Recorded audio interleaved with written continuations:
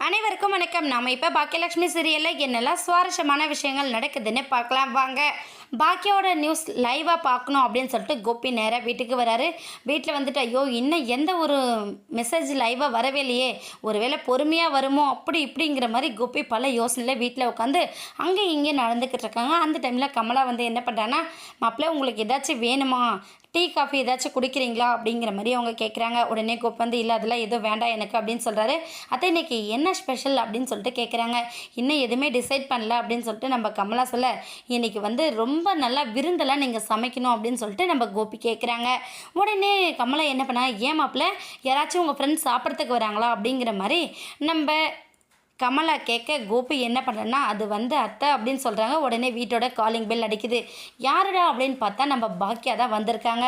பாக்கியா வந்ததே ரொம்ப கோவத்தோடு வந்து காலிங் பெல் அடிக்க, கமலா போய் திறந்து பார்த்து, ஏய் என்ன எதுக்காக நீ எதுக்கு இங்கே வந்திருக்க, ஒழுங்காக கிளம்பி போ உங்கள் வீட்டுக்கு அப்படிங்கிற மாதிரி நம்ம கமலா சொல்கிறாங்க. நான் வந்து உங்ககிட்ட பேச வரல அப்படிங்கிற மாதிரி கமலாவை அப்படியே ஆஃப் பண்ணிவிட்டு நேராக உள்ளே வராங்க நம்ம பாக்கியா. உள்ளே வந்ததுமே கோபி என்ன பண்ணுறான்னா, ஏய் என்ன அட்ரஸ் மாதிரி ஏதாச்சும் இங்கே வந்துட்டியா, என்ன எதுக்காக இங்கே வந்திருக்க, இது கிடையாது உன்னோட வீடு, இது என்னோட வீடு, உன் வீடு அந்த பக்கம் இருக்க பாரு, கிளம்பி போயிட்டே இரு அப்படிங்கிற மாதிரி கோபி சொல்கிறாரு.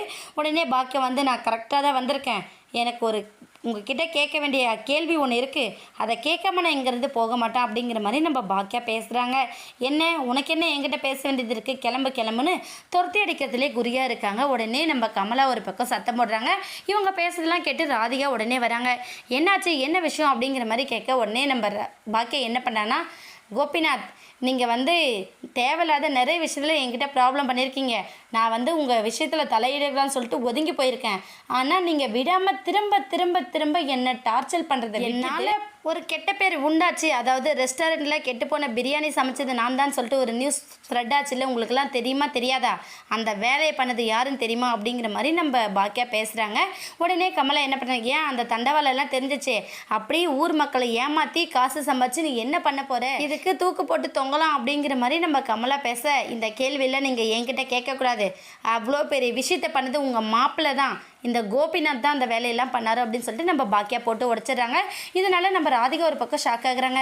சரி நீங்கள் சொல்கிறதுல ஓகே பாக்கியா, இது ஆதார் இருக்கா அப்படின்னு சொல்லி கேட்குறாங்க. உடனே நம்ம பாக்கியா ஆமாம் ஆதார் இருக்குது, என் ஷெப்புக்கு இன்றைக்கி காலையில் ஃபோன் பண்ணி ஆயுத பூஜை ஆர்டரையும் பெரிய கொலாப்ஸ் பண்ணணும், ஏன்னா ரெஸ்டாரண்ட்டில் பிரியாணியில் பண்ண கொலாபரேஷன் பத்தாத இப்போ இந்த ஆர்டரையும் பண்ணி எத்தனை பேரோட உயிரை பாதிக்கப்பட வைக்கலான்னு யோசிச்சாரு தெரியல, அவர் ஃபோன் பண்ணதை கேட்டு அதை ஆதாரமாக கொண்டு தான் நான் இங்கே வந்திருக்கேன். கோபிநாத் உங்களை சும்மா விட மாட்டேன், நான் அடுத்து மேலே மேலே போய்கிட்டே தான் இருப்பேன், நீங்கள் கீழே கீழே டவுன் ஆகி போய்கிட்டே தான் இருக்கணும், எக்கார்ந்து கொண்டும் பாக்கியா மூளையில் முடங்கி உக்காந்துருவான்னு மட்டும் யோசிக்காதீங்க, என்னோடய பிஸ்னஸும் சரி என்னோடய லைஃப்லேயும் சரி நான் முன்னேறி போய்கிட்டே தான் இருப்பேன், அதை பார்த்து நீங்கள் வயிற்றுச்சல் பட்டு தான் ஆகணும், இதனால் உங்கள் அம்மா ஒரு பக்கம் அவங்களோட ராசியால் தான் அன்றைக்கி பிரியாணியெல்லாம் கெட்டு போச்சுன்னு எவ்வளோ வருத்தப்பட்டாங்க, அதை பற்றி எதையுமே யோசிக்காத உங்கள் இஷ்டத்துக்கு பண்ணிவிட்டு இப்போ சந்தோஷமாக இருக்கலான்னு பார்க்குறீங்களா, நீங்கள் பண்ண தப்புக்கான தண்டனையை ஒவ்வொரு நாளும் கூனிக்கு உருகி நிற்கிற மாதிரி நான் பண்ணுறேன்னா இல்லையா பாருங்கள் அப்படின்னு சொல்லிட்டு நம்ம பாக்கியா கிளம்பி போயிடுறாங்க. ராதிகா ரொம்ப ஷாக்கிங்காக நிற்கிறாங்க. என்ன பண்ண போகிறாங்க ராதிகா, கோபிக்கு புரிகிற விதத்தில் சொல்ல போகிறாங்களா இல்லை கோபியை விட்டு விலக போகிறாங்களா வெயிட் பண்ணி பார்க்கலாம். இந்த வீடியோ உங்களுக்கு பிடிச்சிருந்தா மறக்காமல் நம்ம சேனலை சப்ஸ்கிரைப் பண்ணுங்கள். தேங்க்யூ.